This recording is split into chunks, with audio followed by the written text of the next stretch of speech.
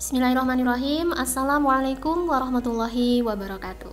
Selamat datang Bapak Ibu dan teman-teman semuanya. Di sini saya akan berbagi demonstrasi kontekstual modul 3.1 pengambilan keputusan berbasis nilai-nilai kebajikan sebagai pemimpin. Bersama saya, Pepsi Windra dari SDN 3 Gemaharjo kelas 133 CGP Angkatan 7 Kabupaten Trenggalek. Fasilitator Bapak Sutarji SPD MM dan pengajar praktik Ibu Sumarmi SPD GR.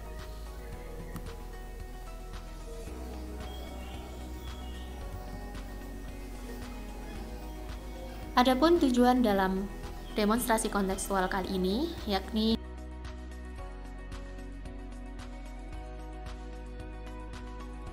bentuk penugasannya adalah sebagai berikut. Panduan pertanyaan wawancara adalah sebagai berikut. Narasumber yang saya ajak berkolaborasi dalam wawancara kali ini yakni yang pertama, Ani Supartini SPD SD selaku kepala sekolah di mana saya mengajar yakni SDN 3 Gemaharjo, Ibu Sumarmi SPD GR selaku kepala TK Mukti Asri, dan yang ketiga, Badriah SPD SD selaku kepala sekolah di SDN 1 Prigi. Narasumber 1.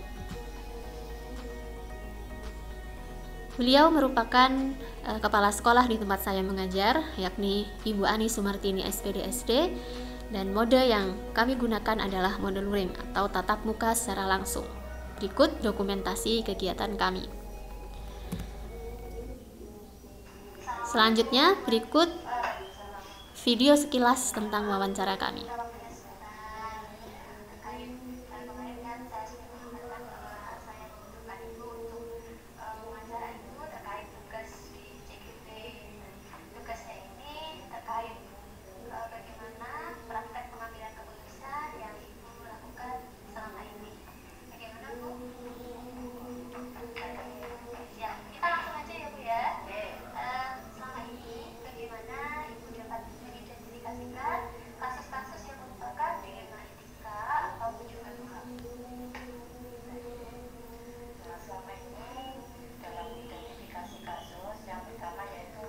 Mencari kasus apa yang terjadi. Yang kedua, mengenali apakah kasus tersebut. Demikian tadi sekilas video wawancara saya, dan berikut ini adalah hasil wawancara saya bersama Ibu Ani Sumartini.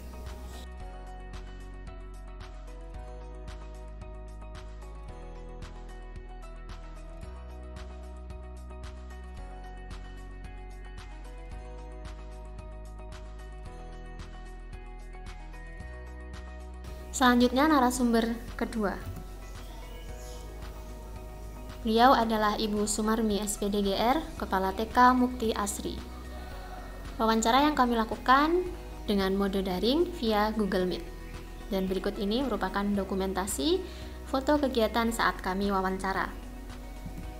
Bismillahirrahmanirrahim. Dan ini sekilas dokumentasi video wawancara saya bersama Ibu Sumarmi. Assalamualaikum warahmatullahi wabarakatuh.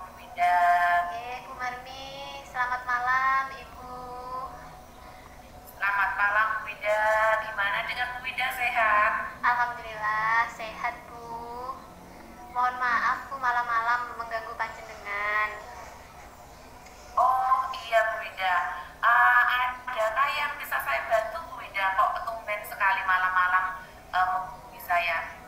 Iya Bu Marmi, terkait tugas saya di CGP itu salah satunya mewawancara kepala sekolah dalam kaitan praktek pengambilan keputusan. Nah, apabila saya mohon pertolongan Ibu untuk menjadi salah satu kepala sekolah yang saya wawancarai, apakah Ibu bersedia? Oh, jadi itu. Ya Bu Wida, mungkin insya Allah saya bisa membantu dan mungkin nanti jawabannya juga bisa bisa memuaskan Winda. Yes, ya. Kalau begitu langsung saja ya Bu Marmi, kita mulai. Iya, Winda, siap. Selama ini bagaimana Ibu dapat mengidentifikasi kasus-kasus yang merupakan dilema etika atau rujukan moral? Begini Bu Winda, sebelumnya saya kurang lebih 5 tahun menjadi kepala sekolah di TK Mukti Asri Dupo. Di situ memang banyak sekali kalau dilema atau kasus-kasus yang terjadi, tapi mungkin di sini saya hanya mengambil salah satu kasus saja yang. Demikian tadi sekilas hasil wawancara bersama narasumber 2, dan berikut adalah draft hasil wawancara saya bersama narasumber 2.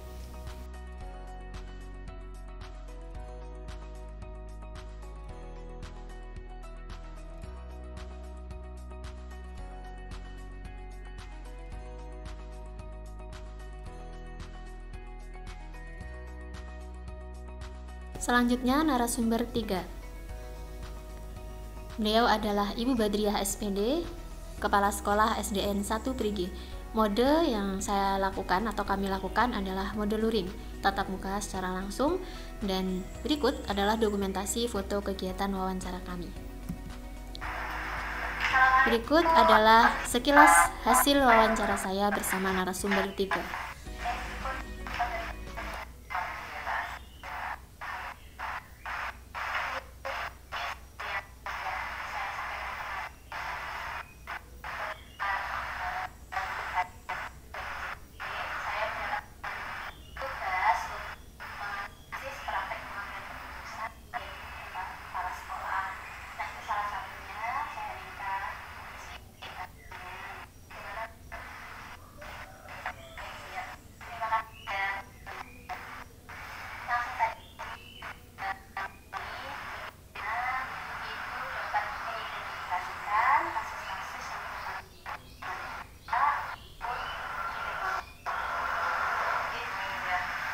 Selama ini ketika ada kasus yang ada di lembaga kami, itu kami mencatatnya, ada buku catat di situ. Nanti akan kasus ini kan di situ ada istilahnya kolom-kolom gitu. Itu nanti. Demikian tadi sekilas video hasil wawancara saya bersama narasumber 3, dan berikut adalah draft hasil wawancara saya bersama Ibu Badriah.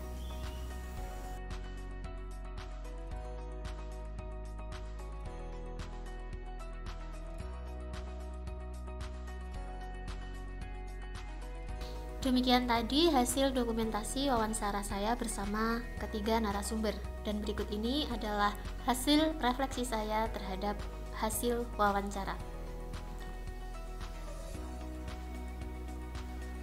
Yang pertama, hal-hal menarik apa yang muncul dari wawancara tersebut? Pertanyaan-pertanyaan yang mengganjal apa saja yang masih ada dari hasil wawancara bila dibandingkan dengan hal-hal yang Anda pelajari seperti 4 paradigma, 3 prinsip, dan 9 langkah pengujian? Apa yang Anda dapatkan? Berdasarkan hasil wawancara, hal-hal menarik yang saya temukan adalah sebagai berikut. Para pemimpin mengidentifikasikan permasalahan dan mengambil keputusan melalui musyawarah dan diskusi dengan komunitas sekolah, stakeholder, ataupun wali murid. Meminimalisir dampak negatif dan memprioritaskan dampak positif yang mungkin terjadi atas keputusan yang diambil. Pengambilan keputusan dilakukan secara objektif dan adil dan berpihak pada kepentingan umum seluruh komunitas sekolah. Yang kedua, bagaimana hasil wawancara antara 2-3 orang pimpinan yang Anda wawancarai? Adakah sebuah persamaan atau perbedaan? Kira-kira ada yang menonjol dari salah satu pimpinan tersebut? Mengapa? Apa yang membedakannya? Berdasarkan hasil wawancara, ada beberapa yang sama, antara lain tahap identifikasi permasalahan secara umum sama, yaitu melalui pengumpulan fakta-fakta dan pengambilan keputusan melalui alternatif solusi. Penyelesaian permasalahan dilakukan secara bertahap, sehingga keputusan yang diambil tidak asal memutuskan saja, namun telah ditimbang secara matang. Dalam pengambilan keputusan, sama-sama mempertimbangkan kepentingan semua pihak, sistem musyawarah mufakat dengan pihak terkait dan berpihak pada kepentingan komunitas sekolah. Ketiganya sama-sama mengedepankan asas kekeluargaan, kooperatif, dan kolaborasi dari seluruh komunitas sekolah. Ketiganya belum mengadakan pengujian dan refleksi terhadap keputusan yang diambil.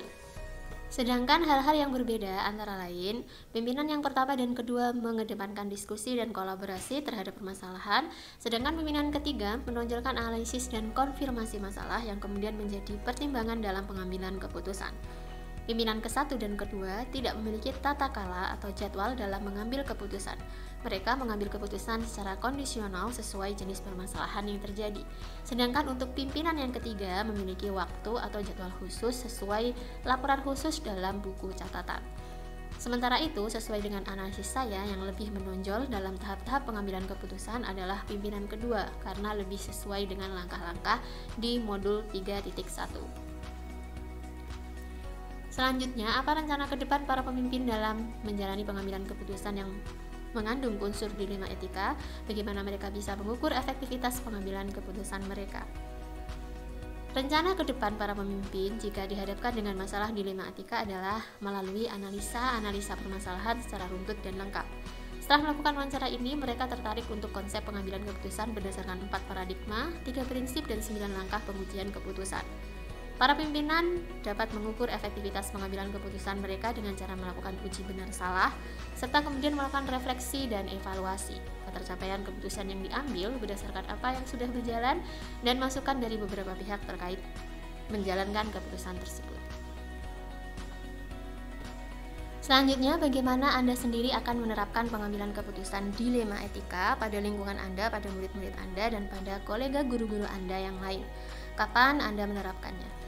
Jika saya mau menghadapi permasalahan dilema etika untuk mengambil keputusan dan menguji keputusan yang membingungkan tersebut, saya akan menerapkan 9 langkah pengambilan dan pengujian keputusan, mulai dari mengenali nilai-nilai yang bertentangan, menentukan siapa yang terlibat, mengumpulkan fakta-fakta yang relevan, melakukan uji kebenaran, menguji paradigma benar lawan benar, melakukan prinsip resolusi, investigasi opsi trilema, membuat keputusan, lalu lihat lagi keputusan dan merefleksinya. Saya akan menerapkannya jika dihadapkan dengan masalah dilema etika atau bujukan moral, atau jika teman saya menemui kasus tersebut, saya segera akan menawarkan bantuan kepadanya.